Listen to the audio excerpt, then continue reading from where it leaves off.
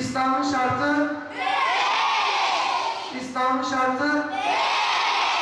Bir. Başla.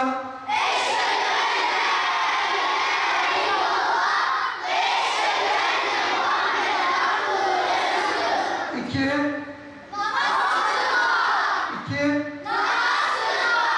Üç. Dört. Beş.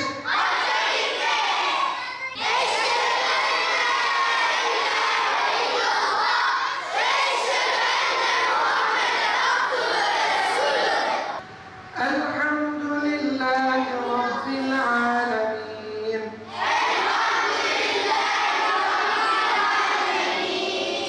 Errahmanirrahim.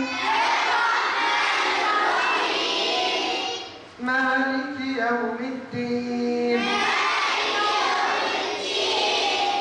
İyyâke na'budu ve iyyâke nesta'in.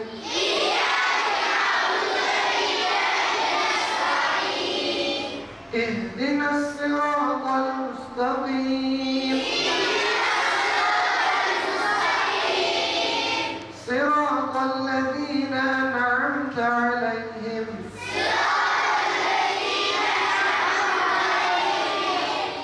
غير المغضوب عليهم ولا الضالين.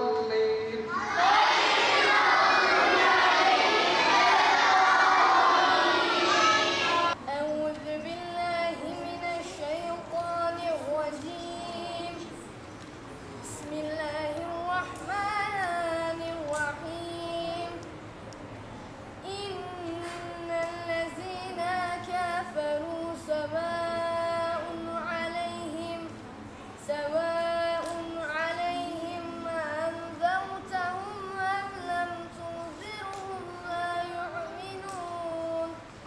بسم الله الرحمن الرحيم. مثلهم كمثل الذين بسم الله الرحمن الرحيم. مثلكم كمثل الذي استوقد نارا فلما أضاءت ما حوله ذهب الله. الحمد لله رب العالمين الرحمن الرحيم مالك يوم الدين. بسم الله الرحمن الرحيم. ألف زاد ضاد ألف باء واو كاف شر نون كاف. En hayırlınız Kur'an'ı öğrenen ve öğretenlerinizdir. Cenab-ı Allah bize bu fırsatı tanıyan başta yöneticilerimizden Allah razı olsun. Bizlere öğrencilerini gönderen velilerden Rabbim razı olsun. Sokakta, parkta oynamak varken bizleri yalnız bırakmayan öğrencilerimizden Allah razı olsun. Eğer bir camide, bir ibadethanede çocuk sesi yoksa aslında oranın manevi olarak ölü olduğunu gösterir. Camide çocuk sesinin olması Müslümanlar için aslında bir nimettir. Müslümanlar için bir fırsattır. Biz din görevlileri olarak bunları güzel değerlendirmemiz lazım. 2 ay bir zaman zarfımız var. Bunlarda biz tatili bırakıyoruz. Gezmeyi, ondan sonra ailelerimizi yeri gelince ihmal ediyoruz. Sırf vatana, millete, ümmeti Muhammed'e hayırlı bir nesil yetiştirmek için. Bunlar bizim için büyük fırsat. Rabbim bize bu fırsatı verdiği için hamdü sena olsun. Vatana, millete genç yetiştiriyoruz. Geleceğin eğitimcileri, geleceğin tıpçıları, geleceğin mühendisler burada yetişecek. Onun için bize bu fırsatı tanıyan hem velilere hem yöneticilere, Gençler Başkanlığımıza teşekkür ediyoruz. Allah hepsinden razı olsun. Vallahi çok güzel bir duygu. Kur'an okuyoruz, burada Kur'an'ımızı geliştiriyoruz. Ekstra da dini bilgiler öğreniyoruz. Kur'an'ımı geliştirmek için geldim. Dini bilgiler öğrenmek için geldim. Kur'an-ı Kerim'i öğrenmek için geliyoruz. Öğrenmeyenleri öğretiyoruz. Öğrenenler de kendilerini geliştiriyorlar.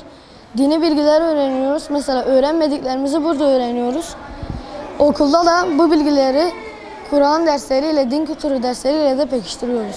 Buraya Kur'an öğrenmeye geliyorum. Camiye gelmeyi çok seviyorum. Bazı arkadaşlarımız Kur'an bilmediği için hocamıza eziyet olmasın diye ben de Kur'an öğretiyorum. İşte böyle Kur'an öğrenmek çok iyi bir şey. Başkalarına da tercih ederim. Böyle Allah'ın emri bu. Kur'an öğrenin diyor.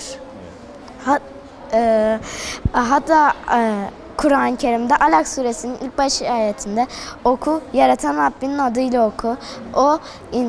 O insana kalemle yazmayı öğretendir diyor. İşte böyle şeyler, güzel şeyler öğrenmemiz gerekir. Küçük yaşlarda dinimizi öğrenmemiz gerekiyor. Büyüdüğümüzde belki zamanımız olmayabilir Kur'an okumaya.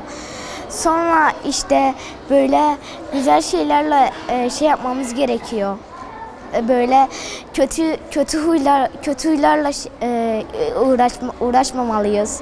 Böyle kötü huylarla günah işlememeliyiz. Biz Allah'ın Kur'an'ını öğrenmek için, Resulümüzün hayatını öğrenmek için camiye geliyoruz. Ve camide bir sürü şey öğreniyoruz. Kur'an'ı öğrenip öbür dünyanı da kurtarmak, bu dünyanı da kurtarmak çok güzel bir şey. Ve dinimizi öğrenmek iyi bir şeydir.